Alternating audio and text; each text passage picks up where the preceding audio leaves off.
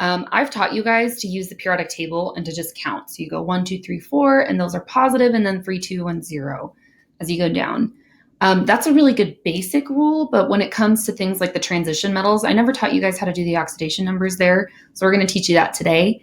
And there are other different rules that go with it too. So for example, and these rules are also listed in the video that I put after this one. There will be another video on this. But the first rule is that anytime you have a lone element, something that's all by itself, it's going to have an oxidation number of 0. So in this formula right here, zinc, completely by itself. It's not attached or bonded to anything else. And so we're going to give it the oxidation number of 0 in this case.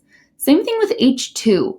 Now, some of you will think H2 isn't by itself. That's 2 hydrogens that are together. But because hydrogen is only connected to itself, we're going to pretend that it's by itself. And it's also going to get an oxidation number of 0. And very often what we do for these oxidation numbers is we'll just write a little tiny number.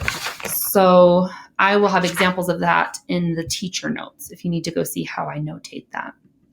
Another thing is that anytime you have a monatomic ion, so monatomic, one atom ion, meaning charged. Anytime you have one charged particle, that is going to be the exact same thing as your oxidation number. So in this case right here, we have I minus. The oxidation number for this is -1. Now, there's a big 2 in the front, the coefficient here. Whoops. The coefficient in the front does not impact the oxidation number. It doesn't do anything to it. You can ignore it when you're assigning oxidation numbers. So same thing over here at the Cl minus, it also is going to have an oxidation number of -1. The 2 in front does not affect it at all.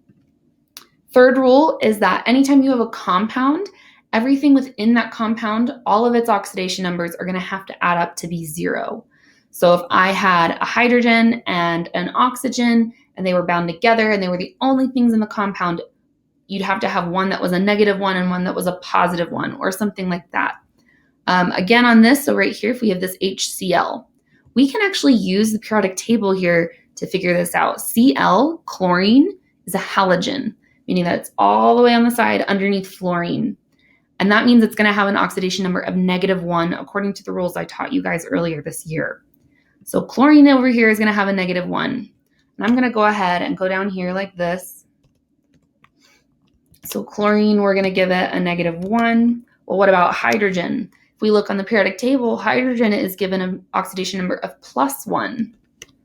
And so in this compound, HCl, -1 and +1, those are going to add together to equal 0.